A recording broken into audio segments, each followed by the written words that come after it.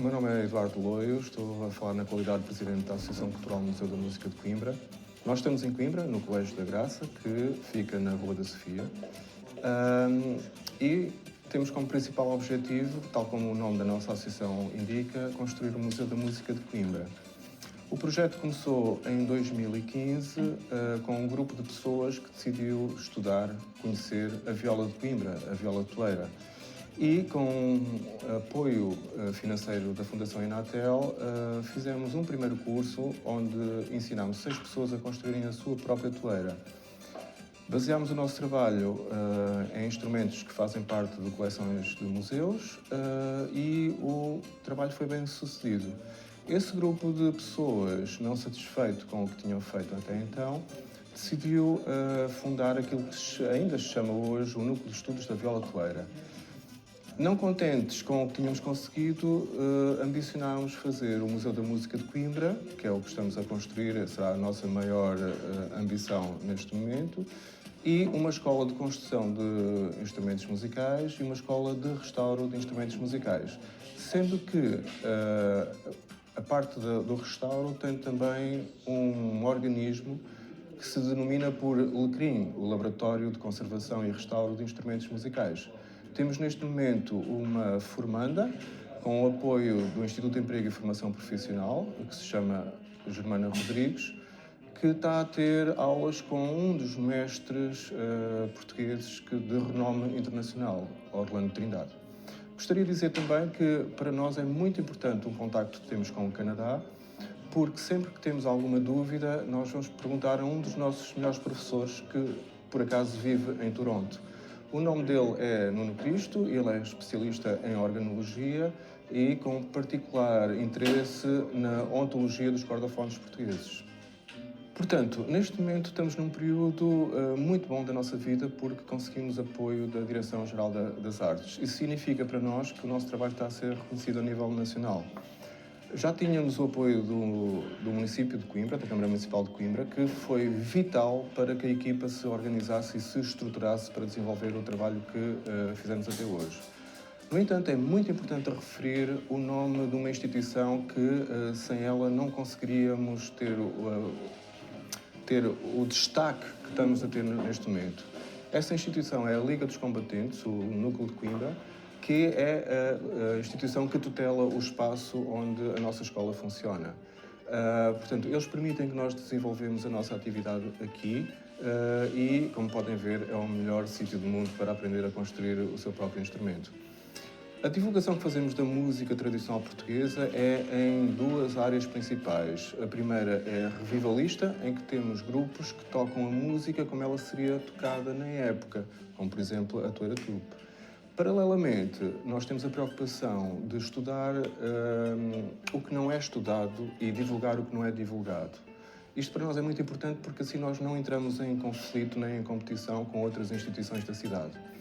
E nessa área preocupamos-nos na questão patrimonial e material de recuperar o repertório que está menos conhecido ou mais esquecido. E com a preocupação da contemporaneização. Então, temos alguns grupos em que o enfoque é conhecer músicas que ninguém conhece e divulgá-las com uma roupagem estética mais direcionada para um público atual e que é bastante mais exigente se compararmos com a época em que elas foram escritas. E nessa categoria temos, por exemplo, o Arracado ao Esquecimento, os Guitarrinhos do Mondego ou as Vozes do Xisto. Portanto, a divulgação é no sentido de levar o museu às pessoas. As pessoas são bem recebidas neste espaço se nos visitarem, mas nós também temos a preocupação no formato de concertos, workshops e também no nosso serviço educativo de levar o museu às pessoas. De certa forma, é como se o museu estivesse vivo fora das nossas portas. A recolha que fazemos deve-se também a uma equipa que tem uma preocupação de investigação. E destaco o nome, por exemplo, do professor Filipe Barão ou do professor Miguel Luís. Aliás, esse aspecto até nos levou também a ambicionar a construir aquilo que neste momento, para a falta de melhor nome, denominamos por Instituto de Etnomusicologia Experimental Autorreflexiva, que tem a ver com a forma como nós estudamos a música, em que apropriamos da metodologia científica da arqueologia experimental. Temos um caráter autoetnográfico e daí a autorreflexividade, e estudamos a música e os músicos nos seus contextos socioculturais. Por isso é uma componente fortemente etnomusicológica. No entanto, quando fazemos a investigação, preocupamos em conhecer aquilo que nós denominamos por epistemologia do fenómeno musical. Portanto, nós vamos à base, à origem dos fenómenos. Isso implica, muitas vezes, o que os investigadores denominam por escavar as fontes primárias. Felizmente, nós vivemos em Coimbra, onde existe a Biblioteca Geral, onde estão arquivados e preservados muitos documentos que nós usamos como base do trabalho. Para além disso, quando falamos em música de Coimbra, principalmente a música do século XIX, nós temos de ter consciência que Coimbra era um centro cultural, era a Universidade do Império, e vinha estudar para Coimbra pessoas de vários pontos do país. Por isso é que a música de Coimbra tem influências não só do continente, mas também influências da Ilha da Madeira ou do arquipélago dos Açores. O que faz ser um fenómeno musical extremamente rico e multicultural. Coimbra é uma espécie de epicentro musical do país no século XIX, porque a universidade era um ponto central de confluência cultural e recebia influências de todo o país. Por isso é que a música de Coimbra, não só a música que toda a gente conhece a nível mundial, como o fado ou a canção de Coimbra, tem influências populares, bem como a música popular tem influências eruditas, que é curioso ver essa troca entre os estudantes e os futricas. Os futricas era a denominação que se dava ao povo de Coimbra. Os futricas seriam os homens e as tricanas seriam as mulheres. Portanto, esse fenómeno musical híbrido torna a música de Coimbra extremamente rico e extremamente polivalente até, de certa forma. Agora vamos viajar um bocadinho no tempo até ao século XIX, onde não havia mulheres a estudar na Universidade de Coimbra e os estudantes enamoravam-se. Enamoravam-se pelas mulheres que viviam na cidade, que eram as tricanas. E o que nós defendemos é que o instrumento mais prático para um estudante vir conquistar o coração da tricana na sua janela, numa noite de lua cheia, porque não haveria iluminação pública, seria a viola toleira. Isto porquê? Embora na cidade já existissem modelos daquilo que conhecemos como guitarra de fado do Porto e guitarra de fado de Lisboa, a viola de Coimbra, que hoje conhecemos por viola toleira, seria o instrumento mais prático para acompanhar a voz dos estudantes nisto que vamos denominar por canção de cortejamento. E foi assim que nasceu a serenata. E a serenata é a base do fado de Coimbra, da canção de Coimbra. Será o expoente máximo da canção tradicional, popular e erudita da nossa sociedade. Erudita no sentido que muitos dos estudantes sabiam cantar segundo o estilo operático e alguma dessa linguagem viajou com eles para o fenómeno musical do fado ou da canção de Coimbra.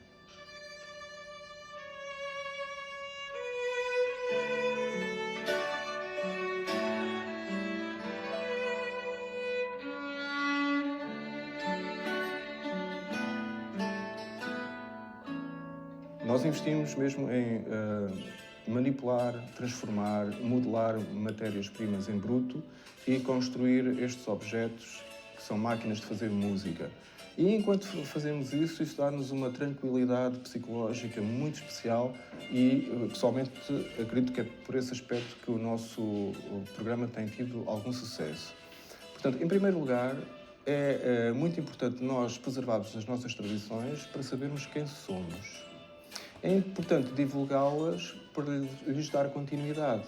E, de certa forma, ao fazê-lo, também nos vai dar uma solidez estruturante como pessoas. Eu, conhecendo o meu passado, conheço bem o meu presente para antever o meu futuro. A dinâmica que nós fazemos da divulgação tem a ver com a escola de música e tem a ver com os concertos. Portanto, nós temos uma escola de construção de instrumentos musicais, temos uma escola de restauro de instrumentos musicais, temos uma escola de música, neste momento, com 4 professores, onde é ensinado o contrabaixo, a viola toeira, o guitarrinho de Coimbra, a guitarra de Coimbra. E temos também o nosso serviço educativo, em que recebemos as escolas, portanto, crianças do primeiro ciclo que vêm ver cerrar e ficam maravilhadas ao ver um pozinho, como se fosse um pó mágico, que sai do serrote e que não sabem no momento como é que se chama, até que um dos alunos diz: é serradura! Sim, é isto, a serradura. E nós temos que viver com estes fenómenos, e o que nos dá uma alegria muito grande. Portanto, a divulgação para a preservação dos valores patrimoniais que fazemos é nesta parte material, que são as máquinas de fazer música, os instrumentos musicais, mas também os serviços educativos e as aulas que nós damos. Para além daquilo que nós chamamos também de concertos didáticos, porque há concertos em que nós, no meio das músicas, explicamos os porquês e as contextualizações socioculturais das músicas. A música de Coimbra no cenário internacional é muito ligada àquilo que nós conhecemos como fado ou canção de Coimbra. No entanto, a música de Coimbra não é apenas isso. Existe a música tradicional popular, existe a música dos futricas, do povo de Coimbra, que ainda hoje existe um fenómeno popular denominado pelas fogueiras, as fogueiras de São João. E é curioso porque as fogueiras, só uma curiosidade, as fogueiras que são já no tempo do verão existem, não é para aquecer as pessoas, era porque não havia iluminação e a fogueira era um pretexto para reunir as pessoas e dançavam à volta da fogueira. No entanto, a denominação ainda se mantém e ainda também existem algumas fogueiras simbólicas quando há estes acontecimentos. Para além disso, existe na história da música de Coimbra mais recente fenómenos como os rockabillys.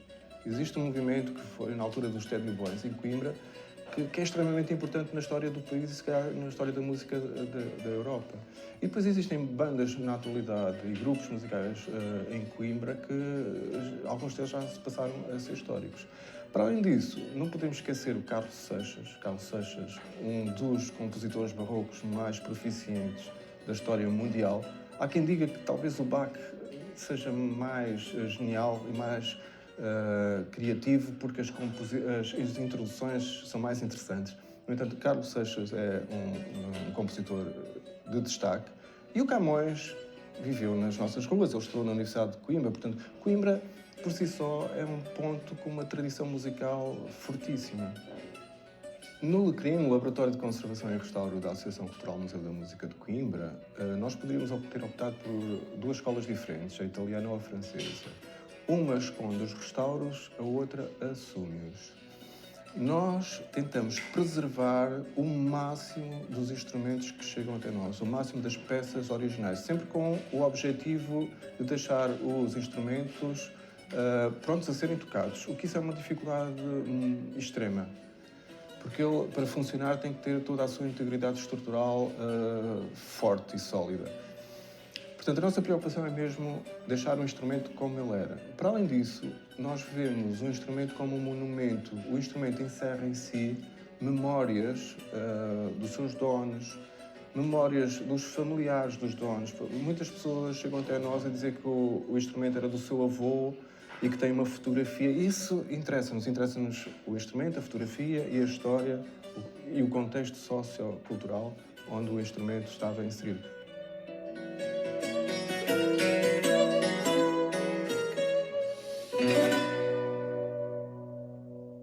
A tecnologia nas nossas salas divide-se em 2 partes distintas. Em primeiro lugar, os métodos, os procedimentos para construir e restaurar. Nós temos máquinas de CNC, para quem não sabe o que é, significa Computer Number Control, portanto são máquinas que se ligam aos computadores e elas fazem o trabalho. E a verdade é que temos essas máquinas paradas há meses porque decidimos que serrar e vencer a dificuldade de fazer com as nossas próprias mãos, para nós é mais valioso, é mais rico. No entanto, temos a disponibilidade de utilizar os computadores, só que optamos por não o fazer. Fazemos em alguns aspectos, A outra parte tecnológica já será naquilo que complementará o museu e entra mais dentro do conceito de centro interpretativo. E é fácil imaginar que ao lado de um alaúde renascentista pode estar um quadro com um personagem vestido à época a tocar um instrumento semelhante, pode estar uma coluna eletrostática unidirecional em que só à frente da coluna é que ouvimos a música que o instrumento fazia, mas também podemos imaginar que existirá uma cena num vídeo que foi encenada para também ilustrar como é que era o ambiente dos salões e das pessoas que estudavam ou que tocavam esses instrumentos. Porque, no limite, não é os instrumentos por si que nos interessa. O que nos interessa é os ambientes das pessoas, como eles viviam, como eles eram na época, porque são essas pessoas, ou foram essas pessoas, que permitiram que nós sejamos como somos. O acervo da associação está a ser construído aos poucos e durante muito tempo foi construído por Carolice. O curioso é que, no meio de instrumentos que comprámos, viemos a descobrir, porque estudámos e estudámos os construtores, essencialmente, que temos instrumentos muito valiosos. Um deles até poderíamos considerar que é um elo perdido. Há muito isto no estudo da evolução, ou na transformação evolutiva dos fenómenos, que é de como é que se passa de uma situação para outra. E o acaso faz chegar até nós instrumentos extremamente valiosos nesse sentido. Não é valioso porque existe ouro na construção do instrumento, mas é valioso porque explica a transformação do design e da evolução técnica da construção do instrumento. Isso são surpresas extraordinárias. Nós, para além da viola toeira, que iremos falar em pormenor mais daqui a pouco, estamos também a tirar da distinção um outro instrumento que é o guitarrinho de Coimbra, que, por questões talvez político-culturais da ditadura, desapareceu. E não só da ditadura, porque foi um fenómeno europeu, a importância do contágio cultural dos Estados Unidos através do Hollywood e do rock and roll fez que alguns valores tradicionais fossem menosprezados, fossem esquecidos.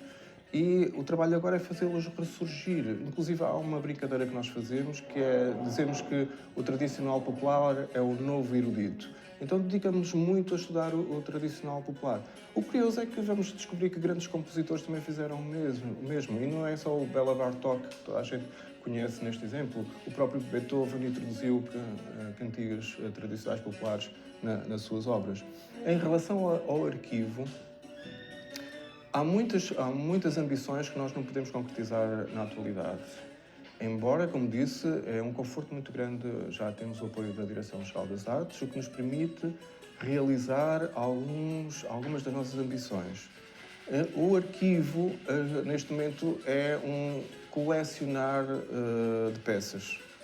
Em breve teremos alguém que vai fazer um inventário e iremos publicar. O objetivo é, de facto, digitalizar e tornar acessível através da internet, mas neste momento ainda não temos a capacidade para o fazer. Aliás, como outras questões que ainda não conseguimos fazer.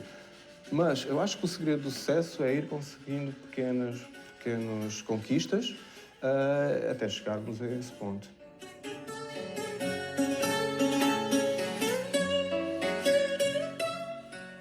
É curioso que a nossa preocupação como museu, em primeiro lugar, nós estamos a seguir o exemplo de outras instituições do nosso país que começaram por fazer exposições temporárias.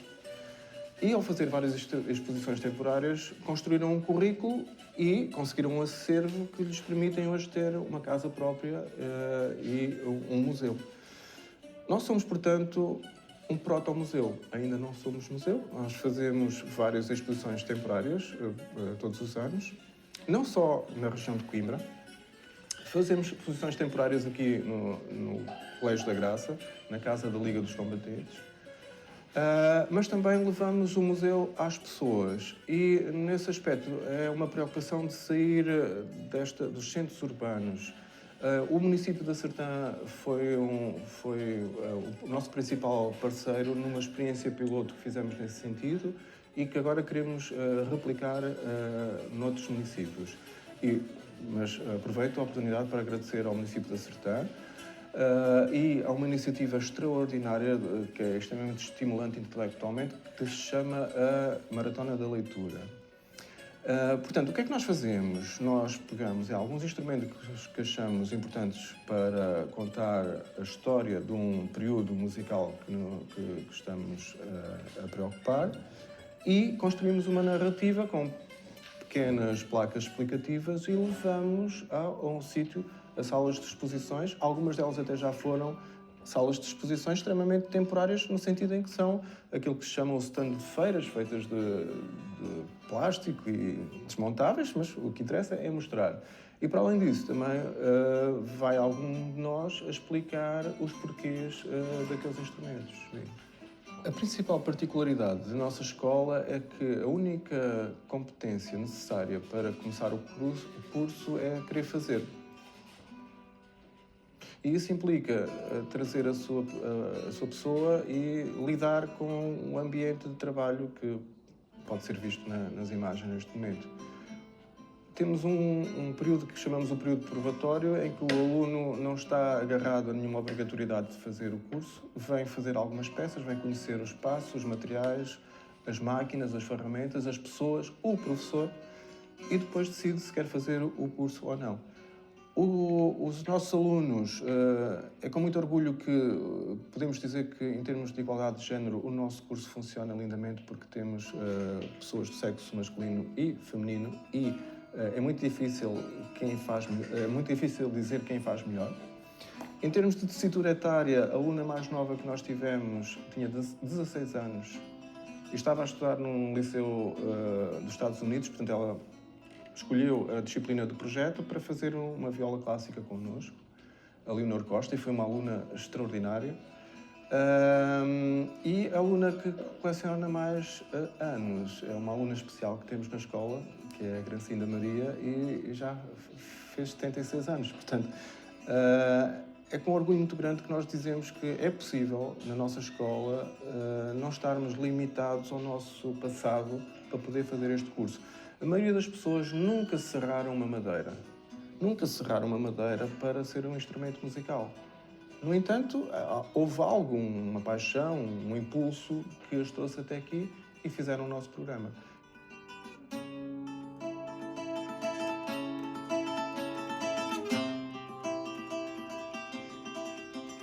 Existem dois perfis muito distintos dos nossos alunos. Os que são músicos e os que não são músicos. O curioso é que as pessoas que são músicos transformam-se de uma forma extraordinária. Portanto, aspectos técnicos. Porque, repare, eles passam a conhecer um instrumento na sua totalidade. Portanto, eles não têm que olhar para dentro de uma viola para saber o que está lá dentro. E passam a compreender o som, porque o som é uma questão física, de uma forma que não compreenderiam antes, como músicos que não tinham a capacidade de construir o seu próprio instrumento. Portanto, isso é um aspecto que eu acho muito importante no nosso programa. É até que ponto é que construir o seu próprio instrumento pode transformar, para melhor, um músico.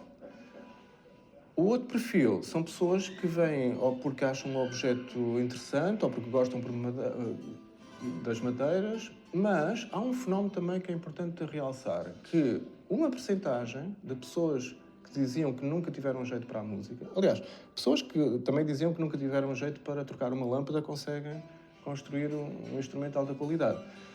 Mas, porque construíram aquele objeto, passam a ter a curiosidade e o desejo de também terem aulas de execução, aulas de música. Então vão aprender a construir, a tocar o instrumento que aprenderam a construir.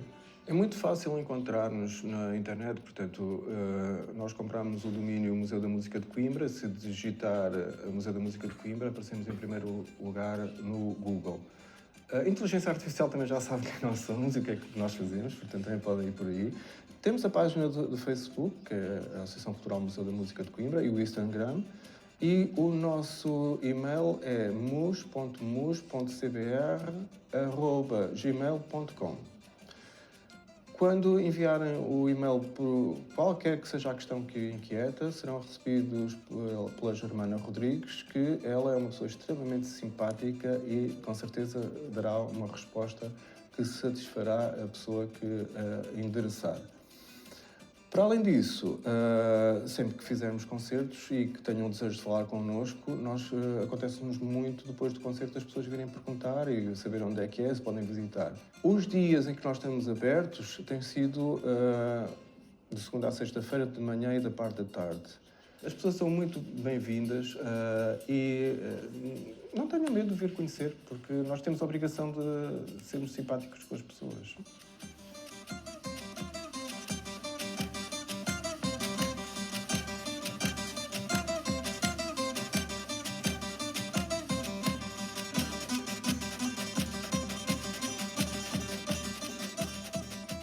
Nós temos 4 violas construídas em New Bedford, 4 violas da terra.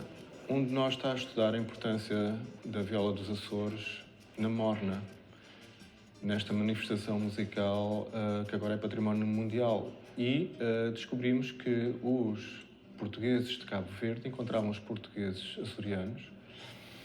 E a característica era que os açorianos levavam sempre uma viola para onde iam e os cabo-verdianos levavam sempre aquela bebida extraordinária que é o grog, a aguardente de cana. E eles reuniam-se e faziam festas e os cabo-verdianos acabam por levar, isto num período já depois da pesca à baleia, ou da caça à baleia, acabam por levar a viola da terra, a viola dos portugueses da Ilha dos Açores, para Cabo Verde e o fenómeno da morna nasce também com este instrumento. E, portanto, alguns exemplares foram construídos na Nova Inglaterra, em Oxford e em Boston, Massachusetts. Aqui temos uma viola braguesa. A viola beirua é muito importante porque também foi um dos instrumentos que despolutou o nosso interesse pelas violas tradicionais populares portuguesas. E nós sabemos que existe a braguesa, de Braga, a amarantina de Amarante, a toeira de Coimbra, a beirua de Castelo Branco, a campaniça do Alentejo, a viola de arame da Ilha da Madeira e a viola da terra do arquipélago dos Açores, mas também existe a viola terceirense da Ilha Terceira dos Açores. A nossa principal princesa é a viola toeira. Aqui estão expostos 3 exemplares, sendo que 2 seriam denominadas por banzas, que eram as violas dos estudantes, que eram mais ricas, mais decoradas. E quais são as características morfológicas que caracterizam uma viola toeira? Em primeiro lugar, o perfil do tampo ser muito semelhante à vihuela, o instrumento de corte espanhol. A boca é maioritariamente elíptica, transversal às cordas, tem uma cabeça com a estilização de uma lira, que diz que é uma homenagem a Apolo, por isso denominamos por lira apolínea. Alguns instrumentos têm um disco solar e tem esta zona que chamamos cavalete, muito barroco. Portanto, isto é um instrumento que não foi evoluído, portanto, fica parado no tempo e nós agora estamos a resgatá-lo da extinção ou do esquecimento. Vamos saber qual é a diferença da guitarra de Coimbra e da guitarra de Lisboa e da guitarra de Fado do Porto. Nós temos aqui 3 exemplares em que a guitarra de fado de Coimbra era este instrumento que era mais pequenino se compararmos com a guitarra de fado de Lisboa atual. A guitarra de fado do Porto está extinta neste momento. Era decorada com uma flor na cabeça, embora haja também exemplares que têm a cabeça de uma senhora ou de um leão. E estas duas fundiram-se para fazer nascer, no finais do século XIX, a guitarra de Coimbra. E então a guitarra de Coimbra já tem na cabeça a estilização de uma lágrima que simboliza a saudade que os estudantes têm do seu tempo de estudantes, de quando eram novos e como viviam aqui em Coimbra. Deste lado temos o cavaquinho que toda a gente conhece, Este é o cavaquinho urbano, que é uma réplica especulativa do Nuno Cristo e que ele teve o gosto de nos oferecer e nós temos a honra e o privilégio de o ter nas nossas paredes. Mas temos também o guitarrinho de Coimbra e o bandurrinho. Estes instrumentos existiam em muitos grupos e deixou de ser usado por uma questão de influência norte-americana no nosso país e também devido a alguma pressão que a ditadura fazia. Portanto, as pessoas deixaram de dar valor àquilo que era dos seus avós. No entanto, nós sabemos que este instrumento era denominado por bandolim e existia muito no nosso país, ao ponto de Ernesto Vieira, no seu dicionário musical do início do século XX, dizer que ele era o bandolim ordinário, portanto, existia muito. E a prova é que existia muito é que temos aqui a recolha de algumas fotografias, também da curadoria de Nuno Cristo, em que nós vemos o instrumento a ser utilizado por vários músicos, inclusive pela Tuna Académica de Coimbra em 1896. Deste lado temos uma réplica especulativa também daquilo que era denominado o bandolão. O bandolão fazia parte da família do bandolim português. Existiria então a bandolineta, que era um bandolim pequenino, o bandolim, a bandoleta de 5 ordens, a bandola, o bandoloncelo e o bandolão. E nós tivemos acesso a registros escritos do Armando Lessa, do Ernesto Veiga de Oliveira, mas nenhum exemplar chegou até nós. Felizmente encontramos uma fotografia da Tuna Comercial de Lisboa de 1904 e aqui, neste cantinho, temos cá um bandolão que nos serviu de base para construir esta réplica. E agora vamos conhecer o banjo português. É curioso que um dos nossos associados, que sempre foi apaixonado por banjo, um dia estava a ler um fórum norte-americano sobre o banjo e alguém falou muito bem do banjo português, que tinha soluções estéticas e técnicas extraordinariamente inteligentes. E ele foi estudar como é que esse instrumento surge e chegou à conclusão que é a fusão do banjo inglês com o banjo francês. Nós sabemos que os ingleses sempre tiveram interesses na cidade do Porto, e talvez seja por isso que a cidade do Porto é a cidade invicta, mas havia também uma linha de caminho de ferro, de comboio a vapor, que unia Paris à Figueira da Foz a Lisboa. E a fusão desses dois instrumentos fez nascer o banjo português. Quais são as soluções técnicas que os americanos tanto aplaudiam? Eram esta ferragem que vai sobre a ilharga, que fazia com que o instrumento não colapsasse, e este afinador, que é denominado na atualidade afinador em espiga, e que tem uma apropriação da solução técnica das guitarras portuguesas.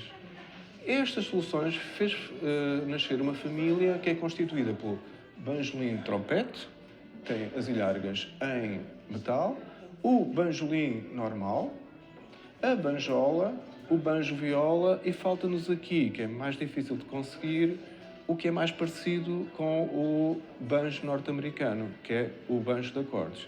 Já El Palhas é a pessoa que está a fazer a recolha destes instrumentos e está a fazer um catálogo para publicar pela primeira vez a história do banjo português.